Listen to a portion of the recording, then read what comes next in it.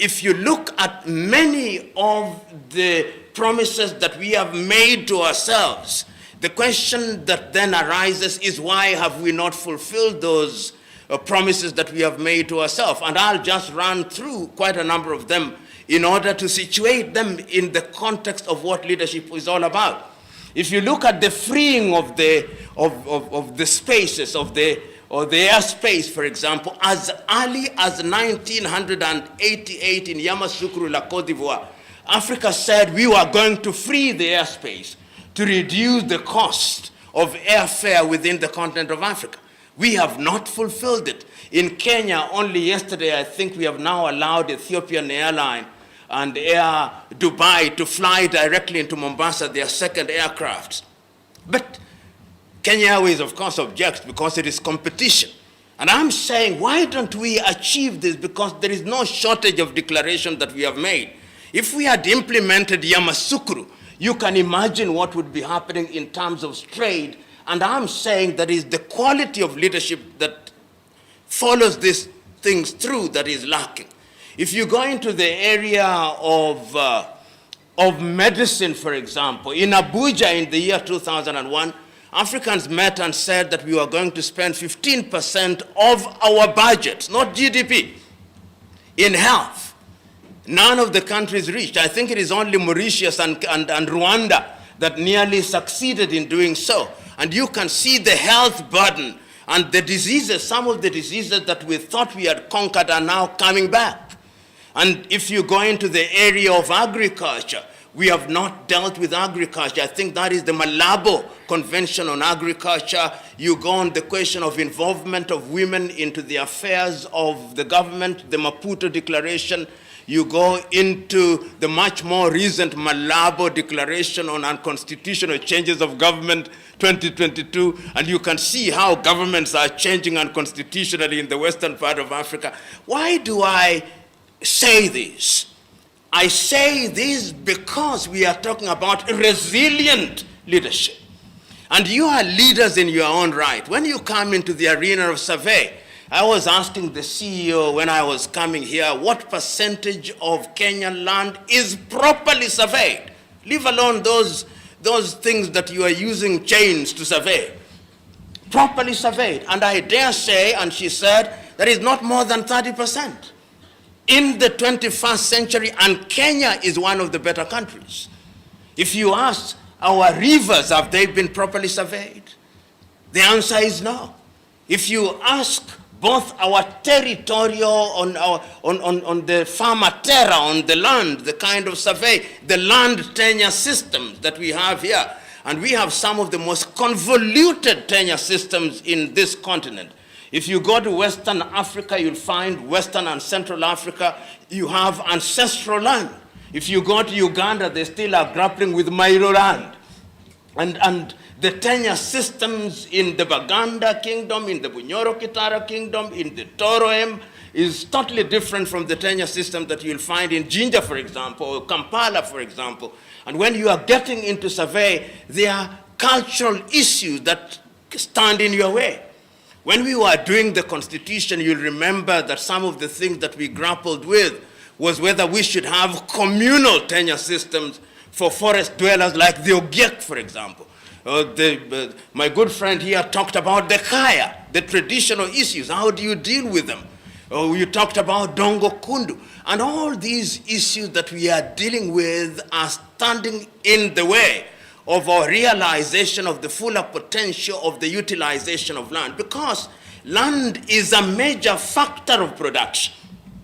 And if that major factor of production is not dealt with in a manner that is modern or accommodative of the modern realities, then the development that we talk about is hampered in many ways. And once again, one may ask, how does leadership and resilience come into play? And I'll be able to contextualize. You are surveyors, you are land valuers, and you have all the professions that are present here under your umbrella body. Where is the original sin that we are committing? The original sin is at the level of training. How are we training people at our universities and institutions of learning? If you go to many African universities, if you go to the universities in this country that train people in the survey department, the equipment is as old as when I was at the university, which is over 30 years ago. In other words, you are using things that are completely outmoded, competing with the Koreans who have gone into the realm of technology. You are competing with the Chinese, you are competing with the Europeans, you are competing, these are the people that you are competing with. If you look at current developments, for example, in an area that is germane or relevant to your own profession, look at the infrastructure that is being undertaken by the Chinese across the continent of Africa. How are you involved? When they were doing the expressway in Nairobi, how many of you were involved? Was your association involved? Were Kenyan engineers involved? Were Kenyan valuers involved? No. You are busy dealing with petty stuff, eating the crumbs while the dinner is on the table. This is the situation in which you find yourselves. And that is not only true of Kenya, it is true in all countries. I'm told they are my friends here from Nigeria. If you go to the development that are taking place in Abuja, who is doing the work? If you go to the beautiful roads that are found in Akwa Ibom, in Uyo, in Akwa Ibom, who is doing the roads? If you go to the road that are being done in Lagos, if you go to the railway that is being done in between Addis and Djibouti, if you go to the road that is being done between Hargeisa and Barbara, who is doing them? If you go to the developments taking place in Juba or the development taking place in Kinshasa or in Botswana, who is doing them? It is not you African professionals. What you African professionals and we African professionals are doing, we are engaged in little surveys in rural Kenya or rural Africa, planting beacons. This is what we are doing. In other words, we are not playing in the big league. And if we are not playing in the big league, what it means is that we are not controlling our development. Today, if I ask you surveyors, particularly this institution, who should know the location of the fiber optic that runs subterraneanly in the Indian Ocean, you do not know. You have no idea. If I were to ask those who are here in Mombasa, where the cables in respect of all these things are running, you do not know.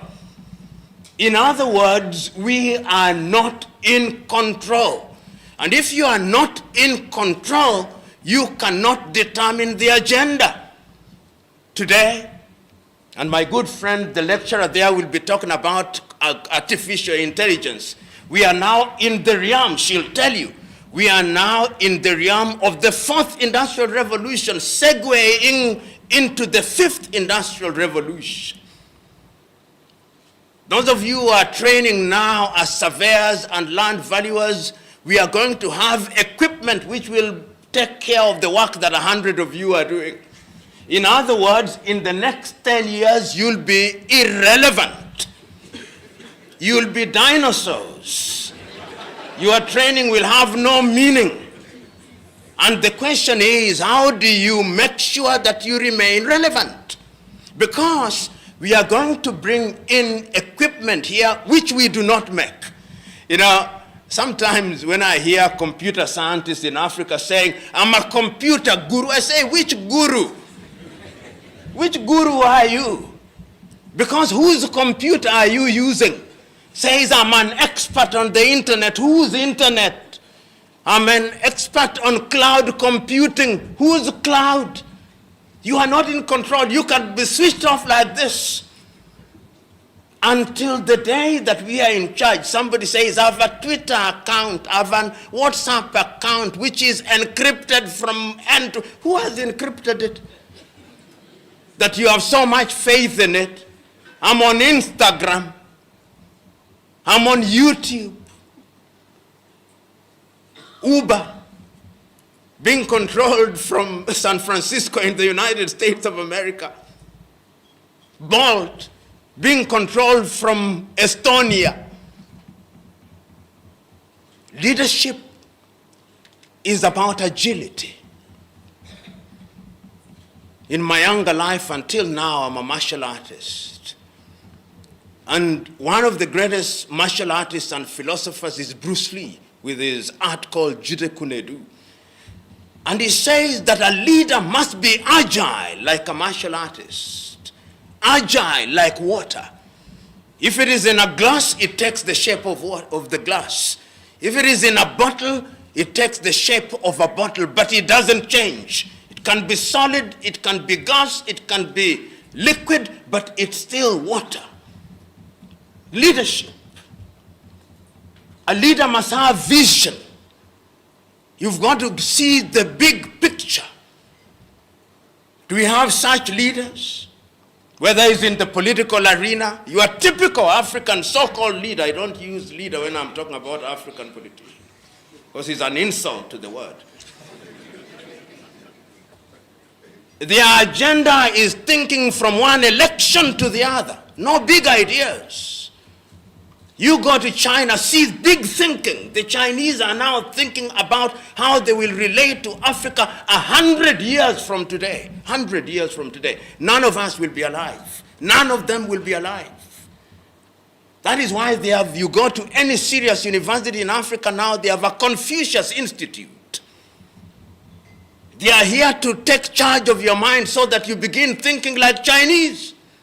They are teaching your children, you of the middle class, your children, you now tell them learn English and learn Mandarin. Because they are creating leaders in their own image.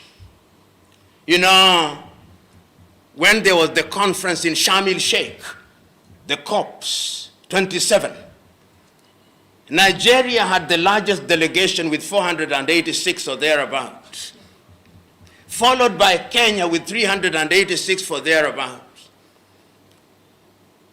China had 193 or thereabouts. The United States 186 or thereabouts. Half of the individuals from Nigerian and Kenyan delegation were dead weight who were shopping in Sharm el-Sheikh. They had no idea what was happening. So when they come, they are now waiting for the conference in United Arab Emirates on 23rd to 25th November this year. Yet some individual in some ministry in this country authorized that they go. And all of them possibly were traveling business class. Those are not leaders. Those are thieves. And when you have such individuals controlling your affairs, you can't go far. We consume technology in a very primitive way without context. There is something called Ardisasa. Good. I started trying to enroll in it yesterday. I have not succeeded. Because they send me a pin. When I put it in, they say I'm too late, and I've done it immediately. Now, what about my semi-literate mother and grandmother in rural Africa? How are they going to consume Ardisasa? Good on paper, but out of context. Every technology must be contextualized so that it has real meaning. Today, if you are borrowing money from a bank and you want to use that money quickly, registering a document in the land register in this country is a nightmare. And yet, you hear those in those sectors saying, we are ticking the box, we are now technologically savvy, we have heard this as a nonsense. If it doesn't work, it is complete nonsense. We should not be in the business of ticking boxes and feeling good. If you go to countries where these things are done, you can do it in the comfort of your sitting room. Let us consume technology in a manner that is within context. And you who are surveying, land is a very emotive issue. You know, you go to Kisumu, you go to Thika, you go to Kitengela, you go to Kilifi. See the many land conflicts that are there, double registration. of land. How did that happen when you leaders were there? How? How did that happen when you have ethical standards within the survey and land valuation? How does it happen that a single piece of land is valued by 4 surveyors and one says it is 2 million, another one says it is 30 million, another one says it is 40 million? Is it voodoo or science? And we do this when the government is required to steal money through professionalism, you call it. Is that leadership? Leadership is about honesty. That is the point that I'm trying to make.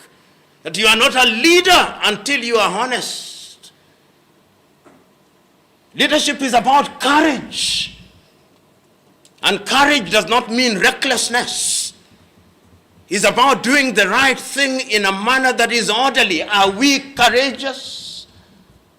Are you prepared to speak your mind without fear of consequence? He's lucky that you don't have the minister in charge here. If he was here, many of you here would be groveling, Mr. CS, Mr. CS. That's what we do in Africa. We see public officials and we go on a worship mode.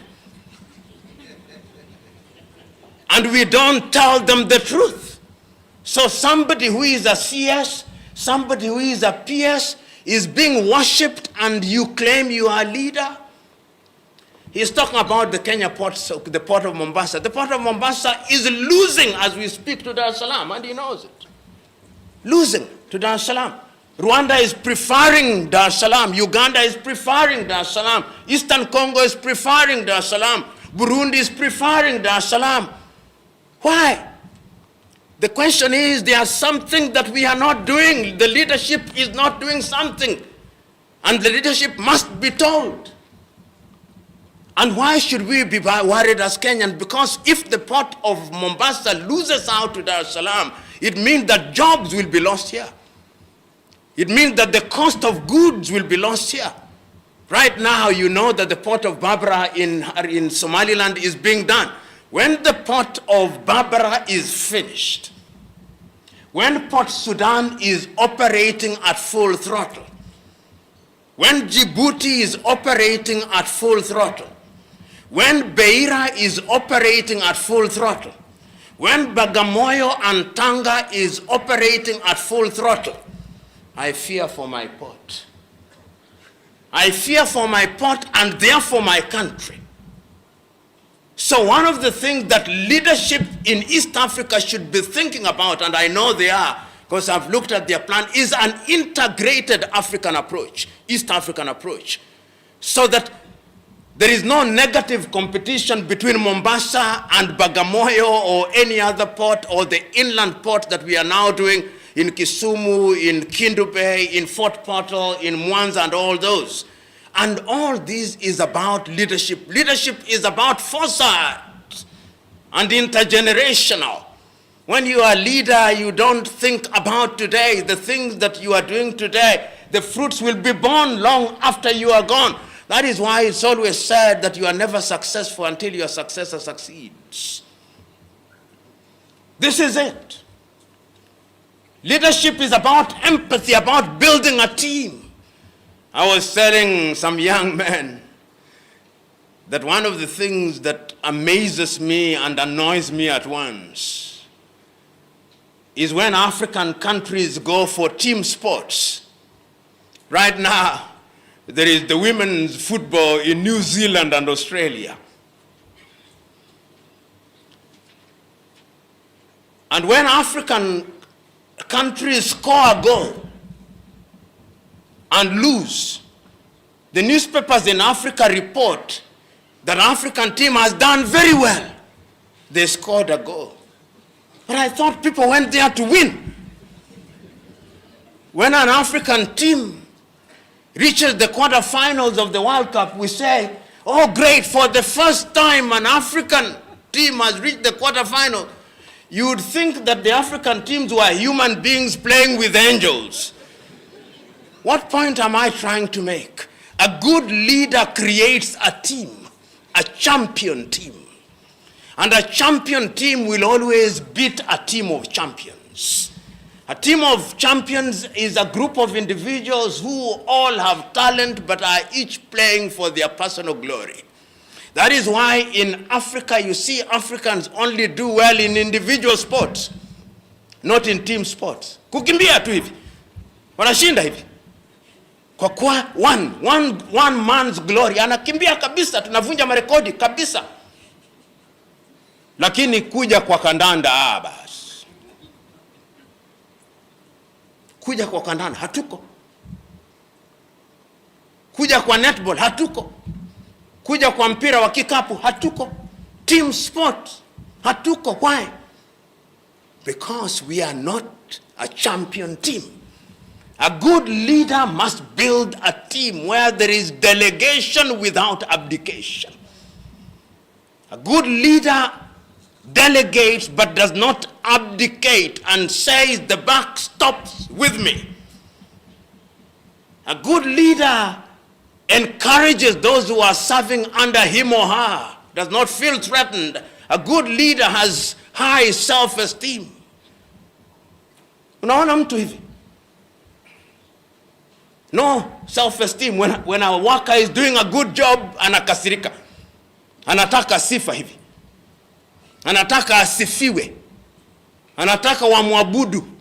Hiyo si kiongozi. Hiyo ni mhuni tu.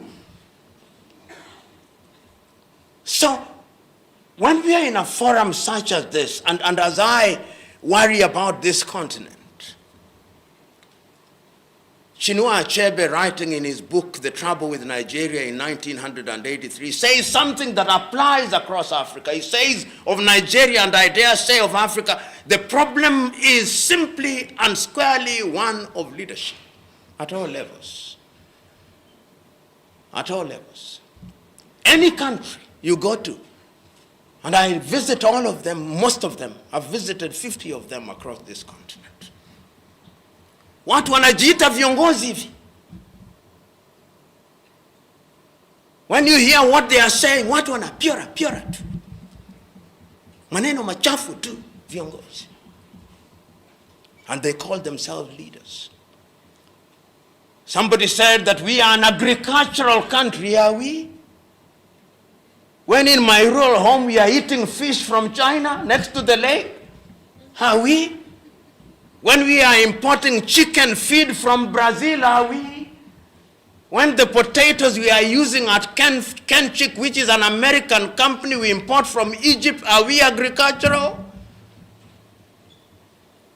Are we? When we have no maize, we are importing maize from Brazil and the United States of America of the last 7 harvests, which is meant for cows. Are we agricultural? When we are still depending on rain-fed agriculture and we are waiting for little Israel to come and teach us how to irrigate, are we an agricultural country? Complete since 1963 with a Ministry of Agriculture? Leadership. Do we have leadership in health? When our leaders are sick, they are going to South Africa or Dubai or India. And we have been producing doctors since 1970, are we? What is the problem?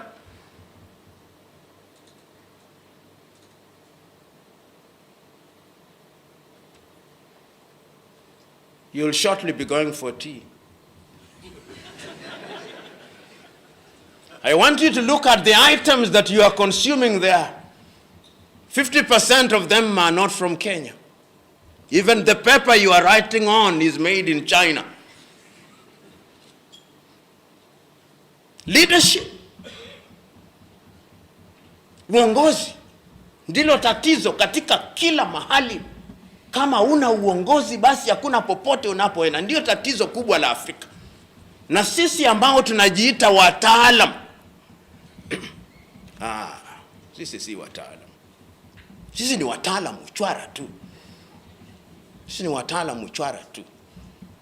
If you look at our curriculum that we are using to teach, whether it's in law, whether it's in engineering, whether it's in survey, as I said a little earlier, students in Korea would go to a museum to look at those things. What then is, what must we do? How must we train our young leaders? The saying is that if you did not know when the rain started beating you, you will not know when it stopped beating you. We know where it started beating us. As professionals, as a university student, I remember in those younger days in 1981, the class that was admitted to join the School of Engineering, and they were surveyors, there were only 23 of them. And most of them were actually sponsored by companies. The linkage between industry and the university was intimate. Today, there is no intimacy between industry and universities. Students of electrical engineering were sponsored by Kenya Power and Lighting. I remember the apprentice system, whether in law or in agriculture. I'm being told now, no students want to be enrolled in agriculture. Sometimes you have an agriculture graduate who, if you brought a goat and a sheep, he would not know the difference between them because he has never gone to the farm. So where do we start? We start with the policy level, policy at the education level, because policy formulation is what gives birth to law. And when you have law, implementation. There is something that President Paul Kagame does in Rwanda, which I love. Every other time he brings all his senior officers and he tells them, tell us what you are going to do. And after a while, he brings them back, tell us what you did, publicly. And if you doubt me, you go to Kigali, Rwanda, see. I went in Kigali before the genocide and after the genocide. You see what has happened.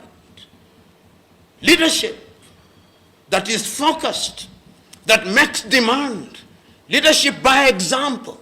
We talked about time here through the chair as I conclude. I've had opportunity to serve in 3 major public institutions.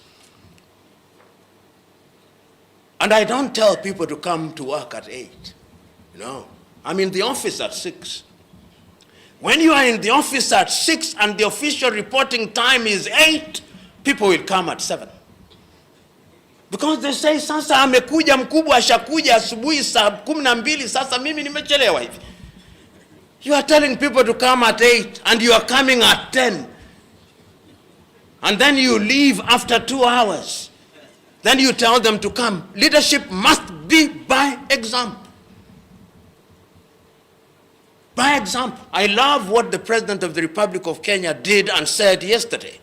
He said, wewe ni mtu wa aina gani huyu? Umeandikwa na fedha za umma, waziri, mkuu wa idara, umekuja, umechelewa. Umechelewa ukifanya nini wewe? The only thing that the president didn't do, which I wish he did, was to sack the individuals immediately. Waende nyumbani huko wakakae wakachelewe huko. Perhaps it's good to forgive them on day 1. But you can see that is how you inject discipline into the arena. And the beauty is that I'm talking to you who are leaders in your own right. And each one of you has your own style. But the style of personal example, nothing is greater than that. A leader must be respectful. And I conclude with that. Lazima uheshimu watu. Lazima uheshimu watu ambao unawaandika. Ukipata mtu ambaye, you know, there is a film that I want you to watch. It's called Gandhi. It's by Sir Richard Attenborough. It dramatizes the life of Mahatma Gandhi. It's the story I tell you, then I sit down. And the scene is at the ashram. And on that particular day, the wife of the Mahatma has been scheduled to clean the toilets. And she does not. And the Mahatma comes back and asks, why are the toilets not cleaned? Says, but I was scheduled to clean them, I'm your wife. And the Mahatma says, all the more reason. he almost becomes violent, and then the wife says, Kastuba, there's a book written about her called Kastuba, says, Babuji, I'll clean the toilets. And the Mahatma tells her, you either clean the toilet with joy or not at all. When he was then interviewed by Margaret Bockright of Life, he said, when all is said and done, perhaps the most important person is the toilet cleaner. Have you ever imagined that? You go to the toilet and you expect a clean toilet.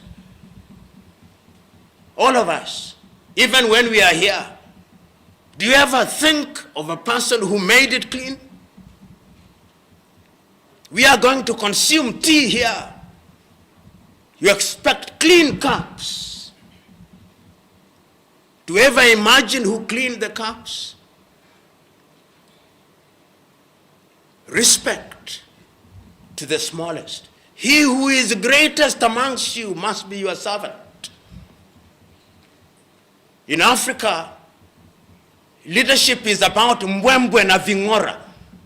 Viongozi wakija, mbwembwe na vingora. If a Kenyan cabinet minister was to enter here, you see a bunch of individuals, wide-chested, twice my size, coming and pushing everybody.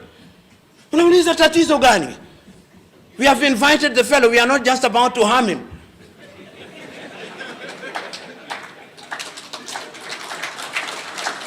But why do we do that? Because we have confused leadership. Mbwembwe, hizo na vingora, hivyo is part of the package. They think you are important when uko na mbwembwe na vingora. Leadership is about simplicity. Simplicity is the highest form of sophistication. You know, as I was coming this morning, I was sitting in seat number 11A. You know, 11A is closest to the business class. So the pastor, in his wisdom, came to extract me. Says, naomba unifuate tuende kule. Nikamwambia siwezi. Sikulipia. Walionialika wamenilipia hapa. Kama wangetaka niende kule wangenilipia.